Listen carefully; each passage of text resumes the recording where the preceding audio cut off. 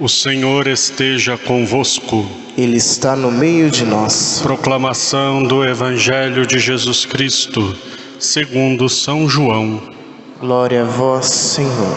Naquele tempo disse Jesus aos fariseus: Eu parto e vós me procurareis, mas morrereis no vosso pecado. Para onde eu vou, vós não podeis ir. Os judeus comentavam: Por acaso vai se matar? Pois ele diz: Para onde eu vou, vós não podeis ir? Jesus continuou: Vós sois daqui de baixo, eu sou do alto. Vós sois deste mundo, eu não sou deste mundo. Disse-vos que morrereis nos vossos pecados, porque não acreditais que eu sou. Morrereis nos vossos pecados. Perguntaram, pois: Quem és tu então? Jesus respondeu: O que vos digo desde o começo. Tenho muitas coisas a dizer a vosso respeito e a julgar também. Mas aquele que me enviou é fidedigno, e o que ouvi da parte dele é o que falo para o mundo. Eles não compreenderam que lhes estava falando do Pai. Por isso Jesus continuou: Quando tiverdes levantado o Filho do Homem, então sabereis que eu sou. E nada faço por mim mesmo, mas apenas falo aquilo que o Pai me ensinou. Aquele que me enviou está comigo. Ele não me deixou sozinho, porque sempre faço o que é de seu agrado. Enquanto Jesus assim falava, muitos acreditaram nele. Palavra da salvação. Glória a vós, Senhor. Ó Maria concebida sem pecado, Rogai por nós que recorremos a vós. em nome do Pai, do Filho e do Espírito Santo. Amém. Amém. Meus queridos irmãos e irmãs, nós estamos na Semana da Paixão, a primeira Semana da Paixão.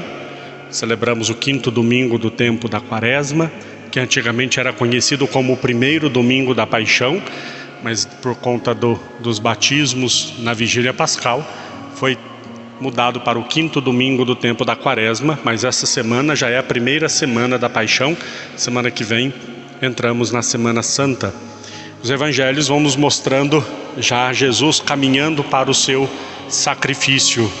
Isso é muito marcado pelas discussões com os mestres da lei.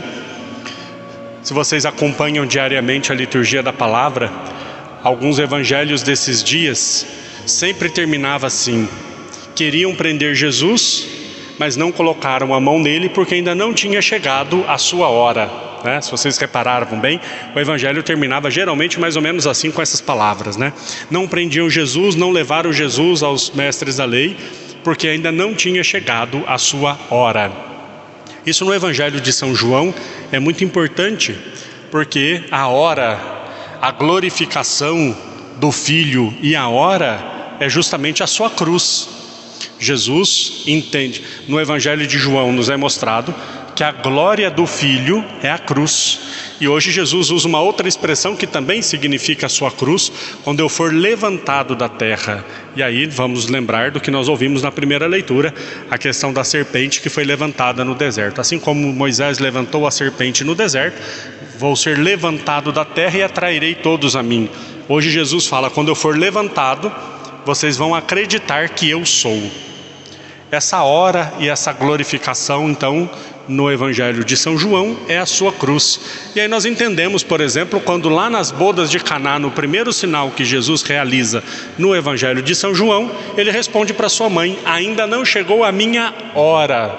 Né? Não quer dizer que Jesus não queria obedecer a sua mãe, não queria ajudar aqueles noivos, não quer dizer nada disso. Jesus estava falando da sua grande manifestação, que seria a cruz. Né? Sua grande glória, que seria a cruz. Então a hora para Jesus é essa. Isso é importante nós entendermos, para que as outras partes vão tendo mais sentido também do próprio Evangelho, né? Tanto que os evangélicos, por exemplo, os protestantes, evangélicos somos nós que vivemos do Evangelho. Os protestantes, eles, por exemplo, dizem: tá vendo como Jesus não tratava Maria de um modo tão especial assim? Vocês ficam aí falando de Nossa Senhora, de Maria, e Jesus mesmo lá nas bodas de Caná disse para ela: minha hora ainda não chegou. Eles não entenderam nada. Jesus estava falando da cruz, né? Aliás, entendem muito pouco mesmo da Bíblia, né? Pois bem, então no Evangelho de hoje Jesus fala justamente isso. Nós ouvimos a primeira leitura falando de que o povo de Deus estava murmurando contra Moisés. Que povo que reclamava também, não é? Eu não sei se vocês têm essa impressão quando vocês leem o Antigo Testamento. Gente, como o povo reclamava. Saíram do Egito, atravessaram o Mar Vermelho, Deus abriu o mar na frente deles. Meu Deus do céu, passaram pelo mar. Um milagre extraordinário. Chegou do outro lado e já começaram a reclamar. Mas aqui no deserto não tem comida. Era bom se nós tivéssemos ficado lá. Aí Deus mandou o maná, um pão. Todos os dias eles tinham um pão que descia do céu. Eles falaram hoje: não aguentamos, estamos enjoados desse alimento. Olha só, Deus deu o alimento para eles. O que eles falaram? Mas é todo dia a mesma coisa. Mas agora não tem água. Deus foi e tirou água de uma pedra. Quem tira água de pedra? Moisés bateu a vara na pedra, saiu água. Mas agora não tem carne. Deus mandou as codornizes. Sempre reclamando, sempre reclamando. E aí começaram então a murmurar. Deus falou: bom, tá bom, se vocês preferem morrer, então é isso que vai acontecer. E aí as serpentes então começaram a morder os filhos de Israel e começaram a morrer no deserto. Claro, uma grande prefiguração de tudo o que aconteceria. Deus mandou Moisés erguer uma serpente numa haste, que, se nós imaginarmos, é exatamente o sinal de uma cruz, né? Uma serpente pendurada numa haste, é a cruz. Quem for mordido, olhe para a serpente e ficará curado. A serpente aqui é o símbolo do pecado. Lá no paraíso, né, quem levou os nossos primeiros pais a pecar? O demônio, na forma da serpente, levou então eles a cometerem o pecado. Então, quando o pecado morder, quando o pecado nos atingir, olhar para a cruz do Senhor, que lá estará a nossa salvação. Jesus, nesse evangelho de hoje, ele se declara abertamente que ele é Deus. Temos que entender bem aqui, né? Quando tiver levantado o Filho do Homem, sabereis que eu sou. No Evangelho de São João nós vamos ouvir muito isso. Sabereis que eu sou. O que é esse eu sou? Moisés estava andando pelo deserto um dia, apacentando o rebanho do seu sogro. De repente ele viu um arbusto que queimava, mas não se consumia, uma sarça que queimava e não se consumia. Ele foi chegando perto. Lembra dessa história? Vocês já ouviram, né? Ele foi chegando perto. De repente a voz do Senhor disse: tire as sandálias, porque o lugar que está é santo.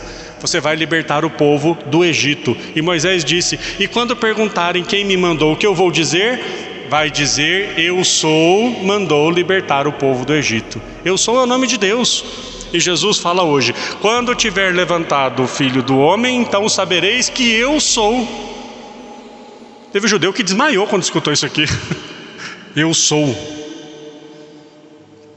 Quando vão prender Jesus no Horto das Oliveiras, onde está Jesus de Nazaré? Ele diz: eu sou eu.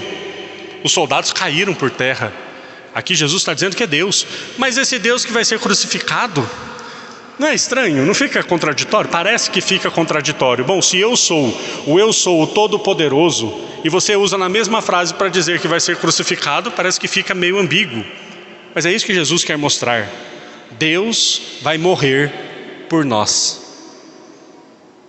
E Jesus depois está falando, eles falam para Jesus: mas então fala quem é você. Os fariseus ficam desesperados.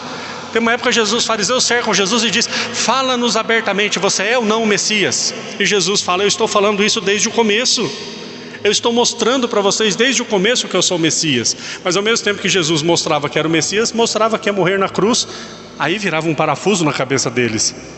Maldito o homem que é pendurado no lenho. E Jesus muda essa concepção, e aquilo que era vergonha ele transforma em salvação, aquilo que era condenação ele transforma em vida. Por isso ele vai dizer, e dizendo para eles: vocês vão morrer nos vossos pecados se vocês não acreditarem. Vocês vão permanecer sendo pessoas aqui de baixo. Ele fala: eu sou do alto e vocês são de baixo. Vocês vão permanecer mundanos e presos a essas coisas enquanto vocês não acreditarem que Deus morreu por vocês. Por isso só os pobres entrarão no reino dos céus. Quando Jesus fala isso, nós ficamos logo imaginando imediatamente somente os bens financeiros. Mas por que só os pobres entrarão no reino dos céus? Porque só um pobre entende receber alguma coisa tão valiosa de graça. Para um rico isso é uma ofensa, não é? Faz alguma coisa para um rico, a primeira coisa que ele pergunta: quanto custa? Quanto que eu te devo? O que eu tenho que te pagar? Se você diz para ele nada, desconcerta ele, porque ele não está acostumado a receber as coisas de graça. Não, fala quanto é, eu pago, eu quero pagar. O pobre não tem nada mesmo, precisa de tudo, e tudo que se faz ele aceita. Então, o que é preciso para nós alcançarmos a salvação? Acreditar. Por isso só os pobres entrarão, porque nós temos que entender que Deus morreu por nós, Deus morreu na cruz por nós, simplesmente porque Ele é bom, simplesmente porque Ele queria, e não porque eu mereço, não porque eu paguei alguma coisa, não porque eu dei algo para merecer isso. Nós, para não morrermos nos nossos pecados, precisamos acreditar naquele que foi levantado. Esse é o grande mistério que nós estamos adentrando, queridos irmãos e irmãs. Esses dias que agora seguem é justamente para nós olharmos para este grande sinal. Qual é o sinal? O sinal é a cruz, o sinal é a entrega, o sinal é o sangue derramado. Que nós possamos olhar fixamente para aquilo que Deus fez por nós e que o nosso coração se encha dessa infinita misericórdia que Ele derramou sobre nós. Louvado seja nosso Senhor Jesus Cristo. Para sempre seja louvado.